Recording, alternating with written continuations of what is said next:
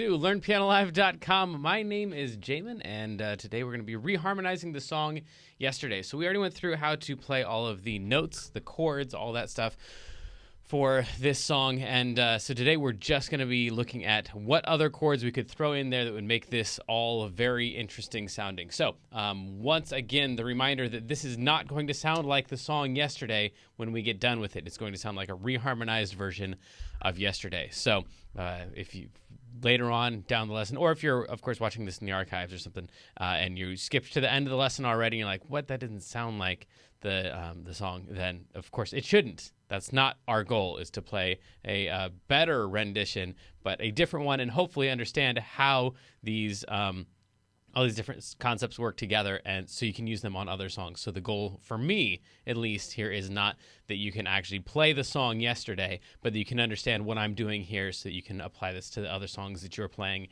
because the likelihood that you have to play Yesterday tomorrow is very unlikely, but you probably have some other song for some gig that's coming up that you might want to use some of these concepts for. So let's just jump right into this. We're not going to, I'm not going to play through it first. By the way, thanks for the heads up on the end of the broadcast yesterday. Whoever you two people were who let me know that I was still broadcasting when I didn't think that I was. That was great. So then let's take a look at this. So the song, I guess we should play through the chords first, in case you haven't heard this before. We'd go, this is on page 10. Seems so far away. Now it looks as though they're here to stay. Oh, I believe yesterday. You'd repeat that, and then why she had to go, I don't know, she wouldn't say. And then you repeat that, said something wrong, now I long for yesterday. And then you repeat the beginning part because it's an AABA thing, which we talked about yesterday. In case that didn't make any sense, that was what we talked about. I'm not going to go into that. AABA. Cool. Look it up or watch yesterday's lesson.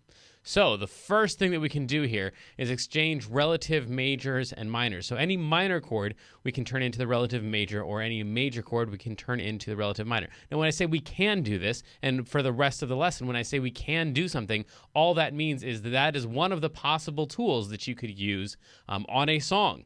But, you know, one of the possible tools you could use on your house is a hammer. Doesn't mean you should just go hammering anything that you can hit. It means there are places where that's going to work out great, and other places where you don't want that at all. So I'm hoping that as we go through this, you'll hear some stuff that I play that sounds terrible. That's not a mistake, that I'm actually doing because we did this these exercises, and you'll go, oh wow, it sounds really crappy when he plays that stuff too, and then we feel each other. This isn't always going to work. Let's try this. So exchanging relative majors for relative minors. The easiest way to think about this, in case you haven't seen these lessons before, is just any major chord. Let's take F major, for example, since that's in there. By the way, we also did go through like how to play every one of the chords note by note and all that stuff. So that's why I'm rushing through that stuff. And if you have questions about, wait, I don't know how to make an F chord, then we already did all that stuff. So we're moving on from that. But this is an F major chord. And so the relative minor to this would be a D minor, because D minor is 3 half steps, 1, 2, 3, below F.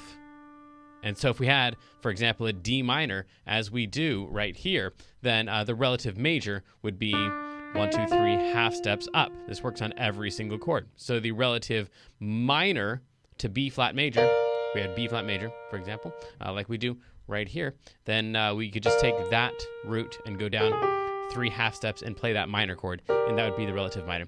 They're relatives, among other reasons, because they use almost the exact same notes. You'll notice in both those examples, that F major and that D minor are really just one note apart. If we play an F in the bass, sounds happy.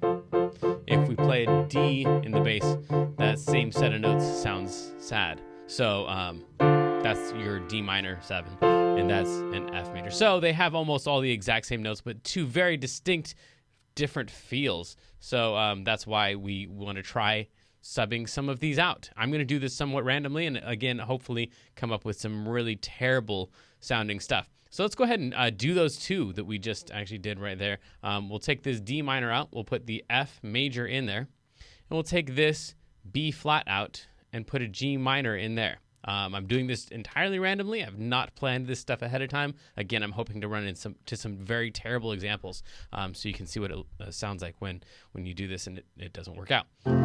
So that would sound something like this. Yesterday, all my troubles seem.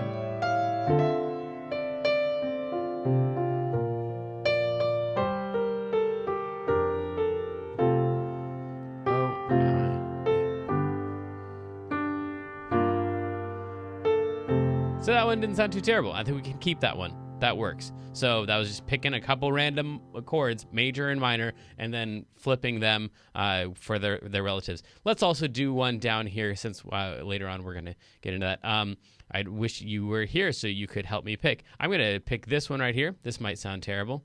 The C major, the relative minor would be A minor. And then we should probably do the same. Well, no, let's not do the same thing down there. Let's change this. No, I'm going to keep that one the same. I'm going to change this one. I'll give myself plenty of room down there. What I usually do on these lessons, these reharmonization lessons, is I spread out all my stuff too far apart, and then later on in the lesson when I'm wanting to use some other reharmonization tool, I don't have a blank space. So that was not because I already know how that's going to sound, and I've decided that's going to sound better. I'm just doing that so that later on in the lesson, I'll still have room, some open lines where I can use our other tools. So that would sound like this. Why? She had to go.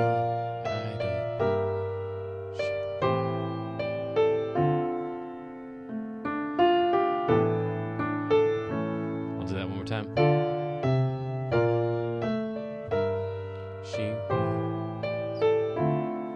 Okay, I'm going to leave that. I know it sounds super weird, but that's what's going to happen with this reharmonization stuff. So that's exchanging relative majors and minors. I have this time broken these down into what I think are kind of the three categories of difficulty. So we're doing all green stuff so far. We'll see how far we can get today. All this stuff over here is kind of the more fun stuff, but also way more difficult to implement. So we're just going to go through all the green stuff and then some of the blue stuff if we can today, because in the past we've done a lot of red stuff and have skipped over the easier things. So sus4 and sharp4 on longer chords. So anywhere we have a chord that lasts for like, let's say a measure, because in a lot of these measures there's 2 chords per measure. Wow, there's only 2 places.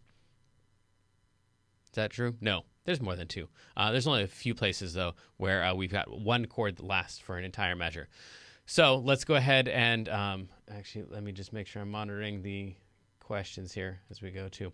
All right, so let's go ahead and suspend one of these. So we could go yesterday right here and go F sus to F, just like that. So we're going to take this F chord and we're going to suspend that. Again, we've talked about how to do that in other lessons.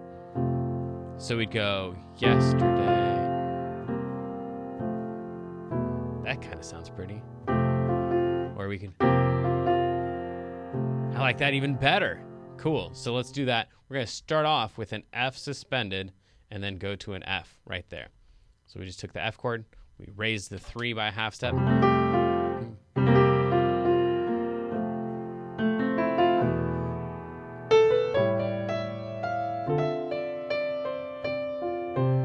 And this is kind of a longer chord as well. So we could go D minor sus to D minor. Hopefully that will sound terrible.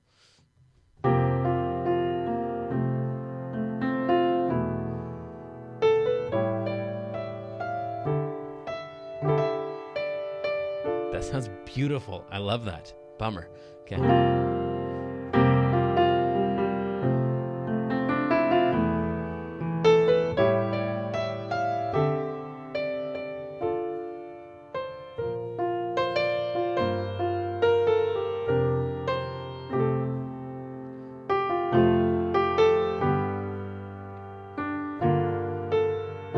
That's what we have so far. Okay, cool. So then you can suspend other things. There's actually a lot of suspensions already in this song, so finding a place where you can like just suspend a chord is going to be kind of difficult ish to do. Maybe right here we've got another long chord, so we could go F sus to F right there. So that would be why I'm just trying to do a part of this in the B section in the chorus as well. Had to go, I don't know, she say.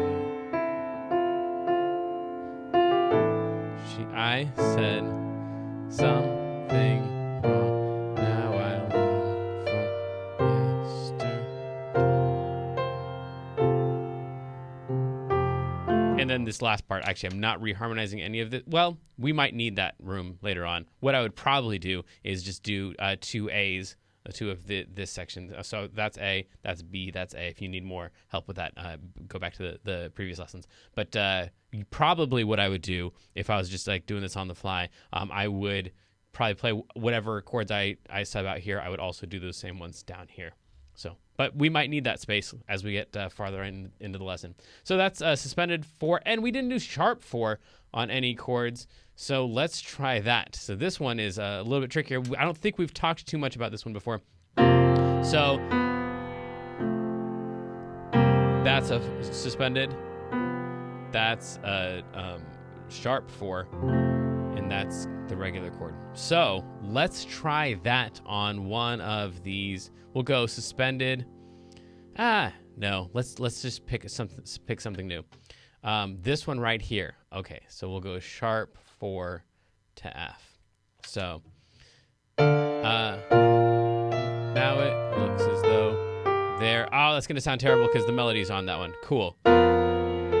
Yeah, that sounds horrible. Great example, Jamin. So these don't always work, especially if you're trying to alter a note that is the melody. So in the F chord, the B flat would be the 4, and that was the note that we need to alter in order to change it into a sharp 4. So that's not going to work at all.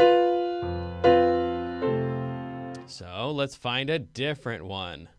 Let's pick, maybe this one, sharp 4. Let's see if that one works.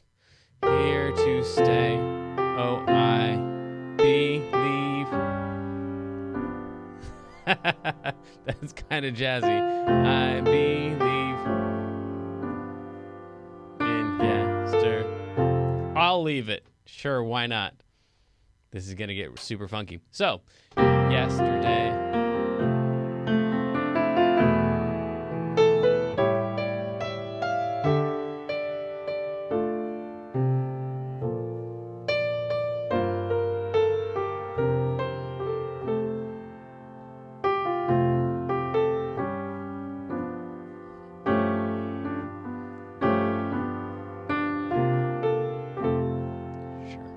Okay, why not?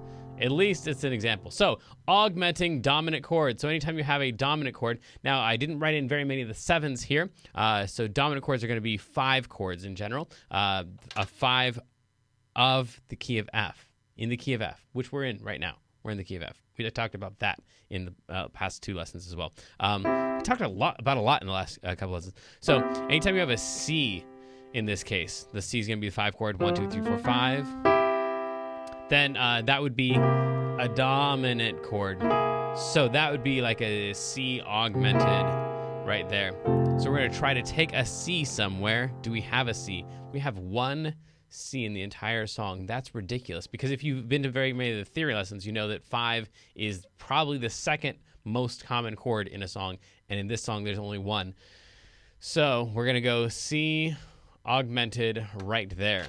That's going to be super duper funky. I said something wrong, now I long for yesterday.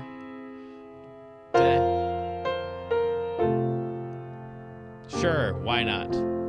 You could also do it on other dominant chords. If you know much about, I know we haven't talked a ton about this before, but a little bit about secondary dominants. So pretty much any time. Oh, man, I'm going to get killed for this. But, yeah, anytime you see a major chord that's outside of the key, that's totally not right, but it's going to work in most cases. So, for example, this A right here, we could treat that one like a dominant chord. Try it at least. In most cases, it'll work out just fine. So we could try that one let's do this one down here since we don't have much going in the chorus. We'll try this one right here. We'll augment that. So we'll go Y, she had. Now again, that's getting kind of jazzy-ish. Y, she had. Yeah.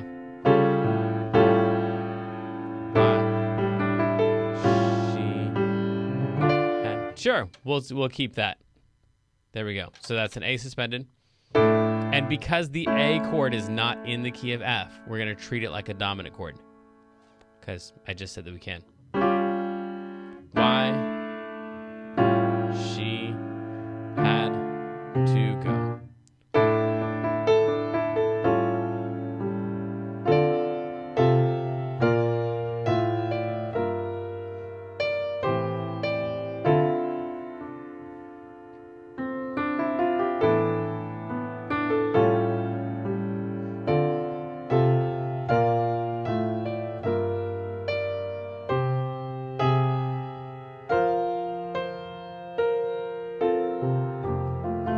Okay, we're getting there, folks. We're getting there. This is the fourth one here, walk-ups and walk-downs. So this is mostly having to do with the bass line, so what your left hand is playing. So then this is just anytime you've got any kind of significant distance between two different chords. So, for example, the first one is an F, and it goes to an E. Well, there's not much walking you can do between F and E. I know bass players are going to disagree with me. There's a ton of walking you can do. But on the piano, it looks like there's no space between those two notes. So we're going to go with that. So that's an example of where we'd not use a walk. But from E to A, there's significant distance there.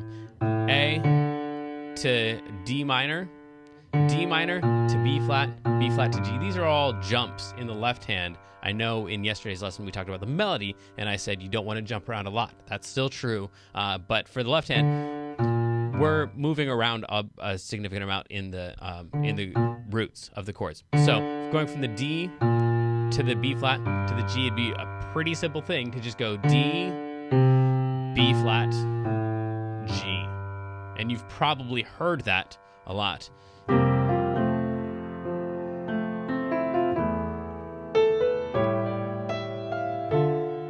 Sorry. Right there, walking down to the B flat. Now it looks as though they're here to stay. Oh, I believe yesterday. In yesterday. Yeah, cool. So those are the places where we could go D minor, walk down. So that would be yeah, I'm going to say slash, which means just change the bass only to C, B flat. I'm going to slash to A, G minor, F. Plenty of other places we could do that too. We said from the E to the A, you could do that. Also from the A to the D minor, you could slash to B slash C sharp. So that would all be A over B or A over C sharp or slash, whatever. So, yesterday. All my, this is a regular A, right? We've altered so much. Yesterday. All my troubles. Over C, B flat.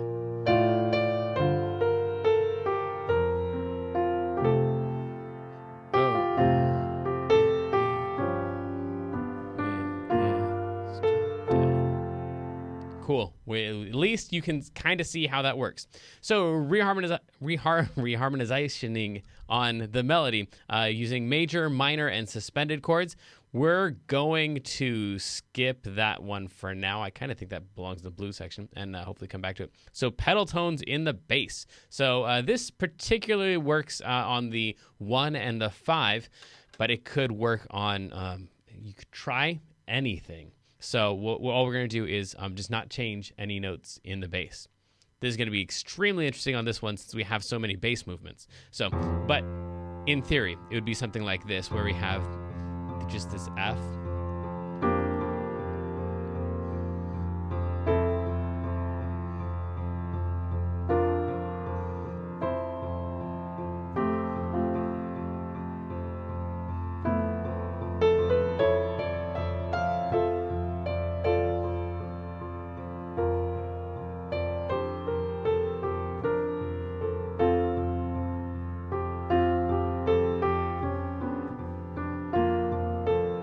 You could also try it up high. I need it up higher than that.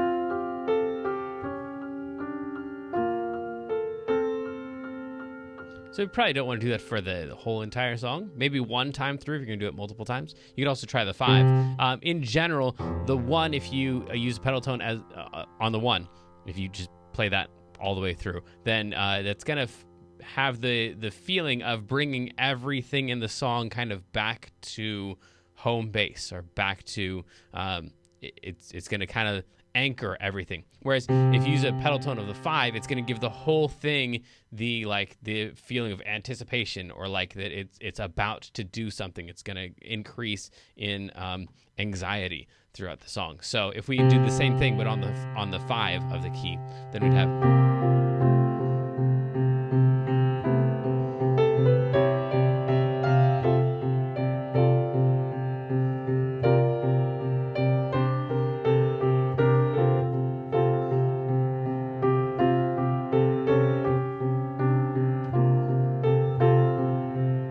So even when I get to the end of the song, if I've got this 5 going here, it still feels like something else needs to happen. Whereas when I was using this one down here, even when I was far away, it felt like we were just almost ready to end the song.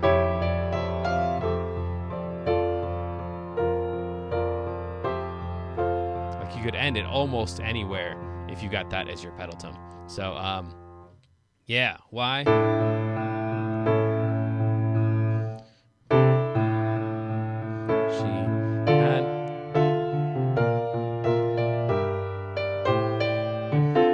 With any of that sounds terrible.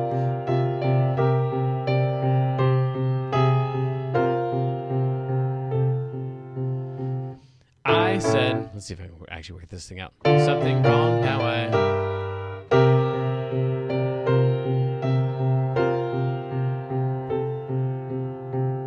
I'll do it right there. Something wrong. Yeah, we'll go C through that whole entire thing. So the whole thing is going to be over C. It doesn't sound super great, but I'm wanting to use this example here and show you how it could work. So I'm just going to use a pedal tone for that whole section. I said something.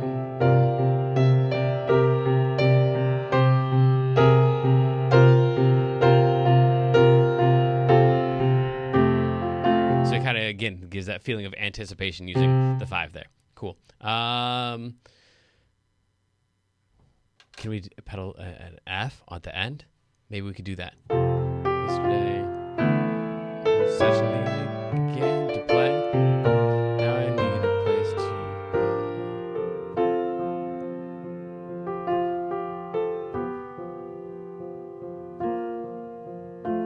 Let's do that. Let's put this whole thing over F. Cool. Nice. That means probably that we don't want to do a whole lot of other substitutions over those pedal tones, but we're going to try that anyway because, yeah, why not? So that's pedal tones in the bass. Then slash chords and inversions. So this is pretty much any chord. I particularly like the major chords, but that's just my own personal preference, where you don't play the one of the chord in the bass. So on an F chord, you got this thing right here. So if in your bass, you could play that would be pretty normal. An F chord up here, and I'm playing an F chord down, or an F note down there.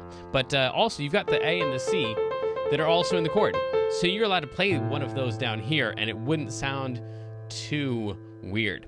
Now, I am going to give you a hint on this one, because in general, if you can pick another chord tone for your bass, so again, all we're doing is on an F chord, playing instead of an F, playing an A or a C in the bass.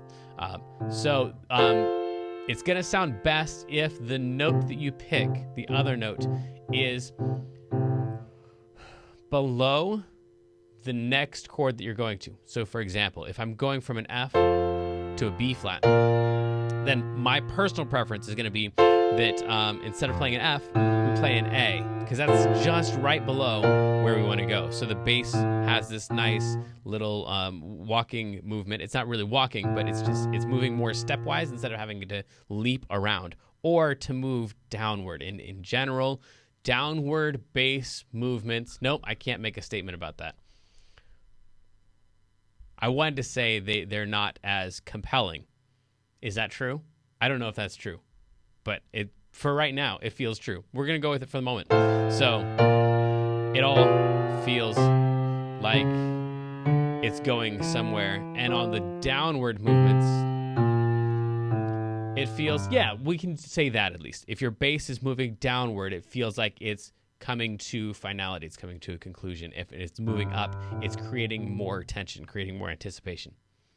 I don't know if that's true either, but it sure seems like it. Let's say that for now. So let's pick one of these chords. Now, I really, really hate this thing right here. We did this whole like substitution thing with this D minor and the F, and that, I mean, it followed the rule, but that means that we're transitioning from an F all the way to an F, and that's so creative, and it sounds horrible. So I really want to do something there. Let's see what we can do.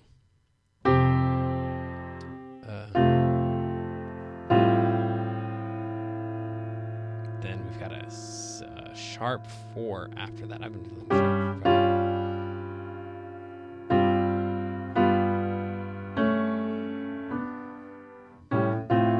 Nope, I don't like any of that.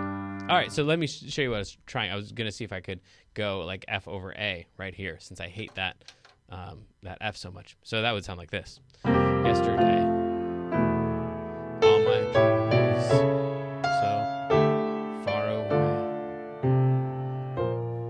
Now it looks as though they're to stay. Oh, believe. We were going to suspend it first. That actually might not sound so terrible after all. So far away. Now it looks as though they're to stay. Oh, I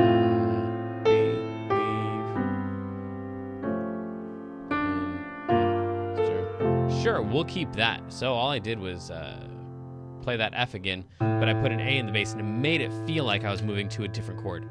So here, now it looks here to stay. Oh, I. So it's still an F chord here, but I put an A here. I believe. This is G suspended. Why does that sound funky? Because I'm playing the 3 at the same time.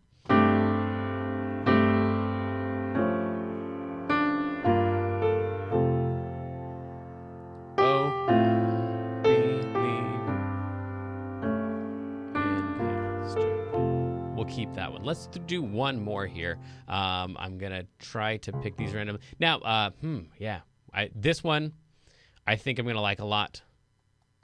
So we're going A sus again. Y, she is gonna be an A augmented, and when we put that over C sharp, I think I'm gonna like that because the C sharp is gonna go into a D. And remember, I said when we're doing these types of things, changing the bass around, you want to see what chord is coming up and hopefully be near and underneath the next chord.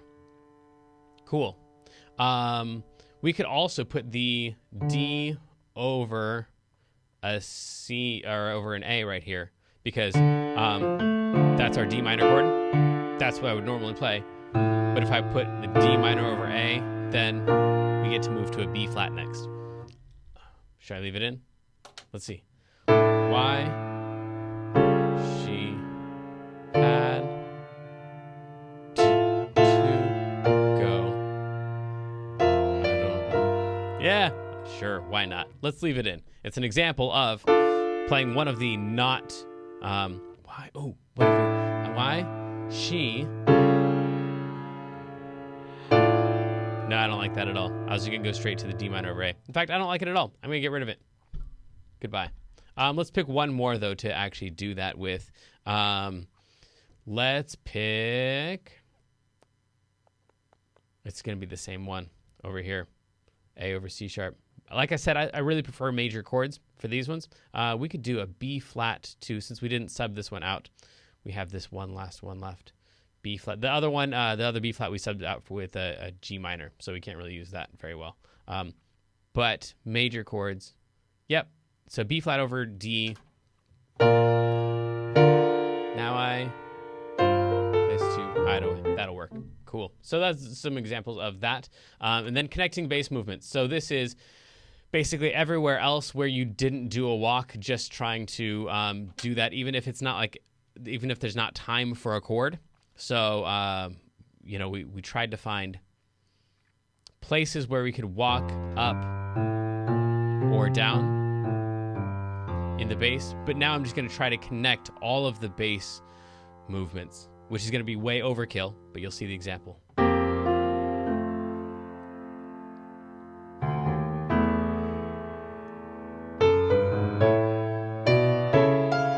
Just look at my left hand.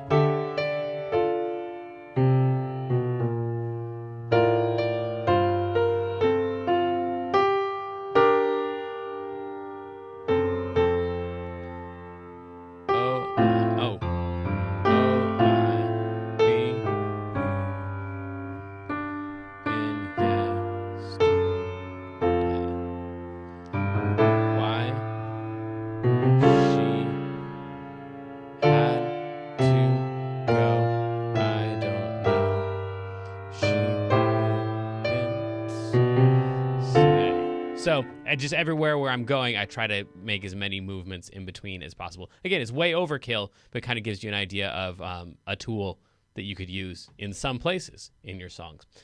All right, so then we are running very, very short on time. Let me check the questions and see if there's anything I haven't already gotten to.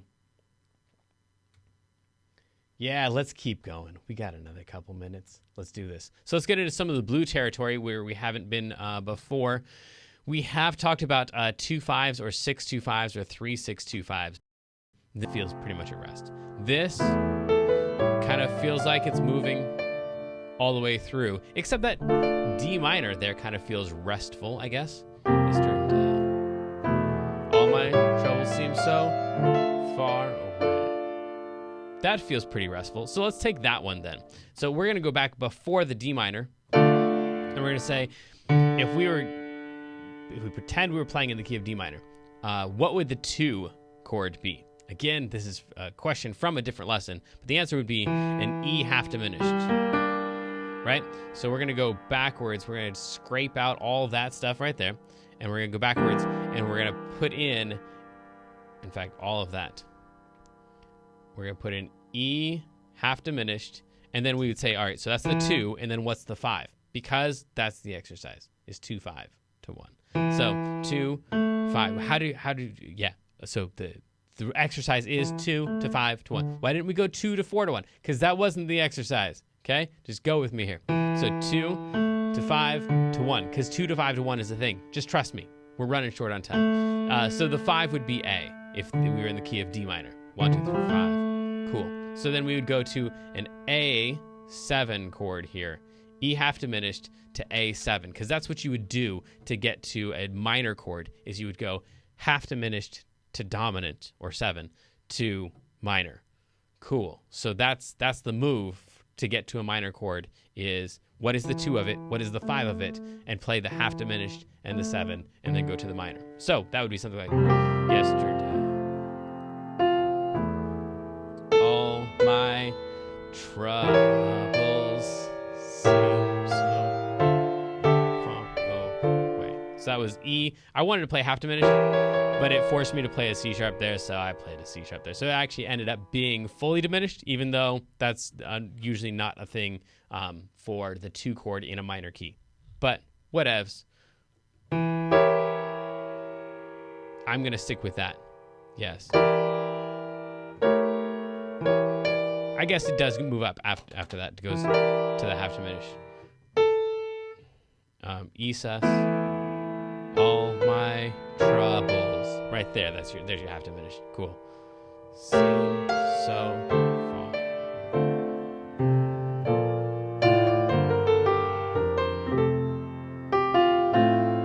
Believe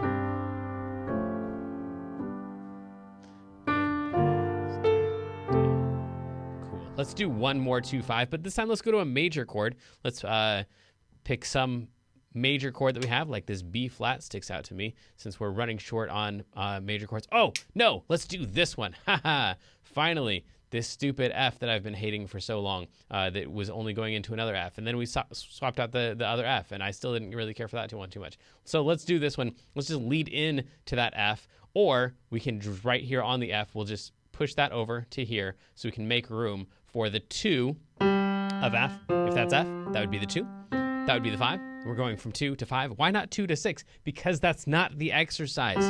2 to 5 to 1 of F, because we're getting to an F. Cool. So we've pushed the F over to make room there. We're going to go 2, which would be G, to C, to F. Now the C is still going to be dominant, still 7, just like it was on the minor ones. But the 2, instead of being half diminished, is just going to be a minor 7 chord. So it's going to be G minor 7, G minor 7, to C7, to F. So that would be something like yesterday.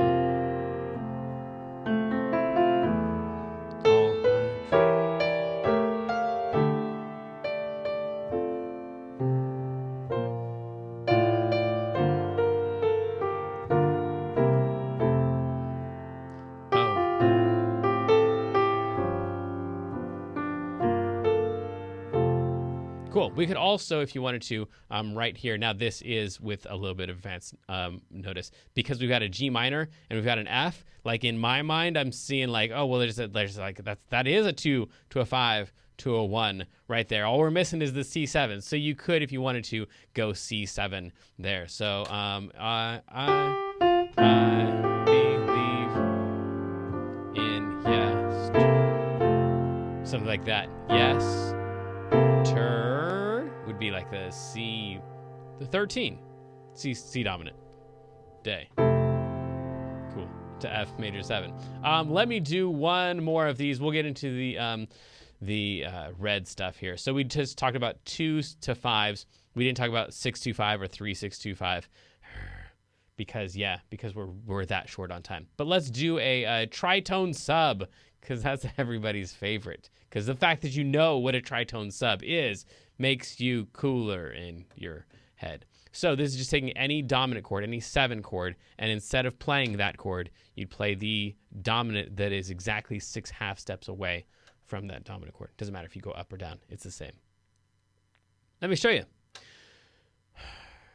So this one right here, let's pick that 7 chord that we just created right there. So the G minor to C7, that 7 could use a tritone sub instead. So it seems unfair, and there's seemingly no reason behind this to you. There's tons of theory behind this, but just trust me, if you go up 6 half steps, 1, 2, 3, 4, 5, 6, or if you go down 6 half steps, 1, 2, 3, 4, 5, 6, either direction, you're going to land on an F sharp or a G flat, because that note is a tritone away from C. That's what that means. It's the exact halfway point between 2 C's is an F sharp or G flat. Cool. You're going to play that dominant chord instead of the C7 chord. Isn't that going to be weird? Because F and F sharp and a C sound weird. Yes, absolutely it will.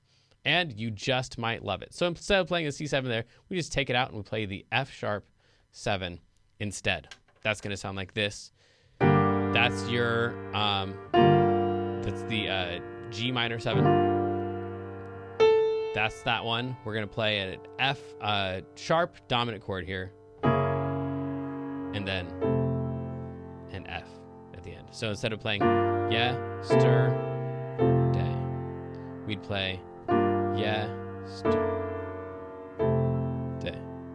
F sharp. Which sounds, I know, weird with that, so I put that note in there. That didn't make any sense. Yep. F sharp dominant. We'll go like that. Yes. Day. That was all notes that you know. Cool. So G minor to F sharp to F. Let's play this one last time all the way through. We didn't use all the tools, but hey, sometimes you just leave some tools in the toolbox there. You don't have to use them all on every song. So.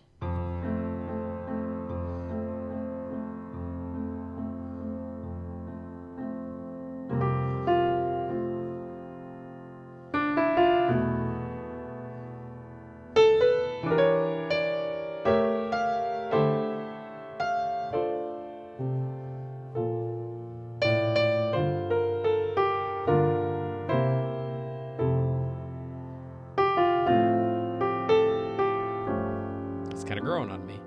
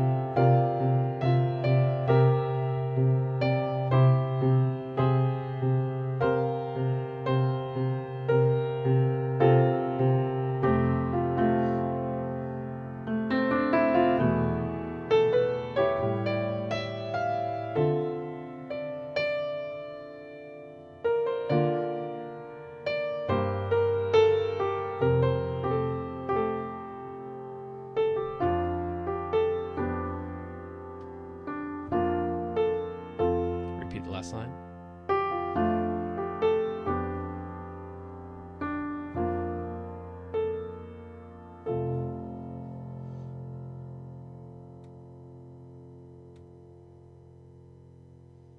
There we go.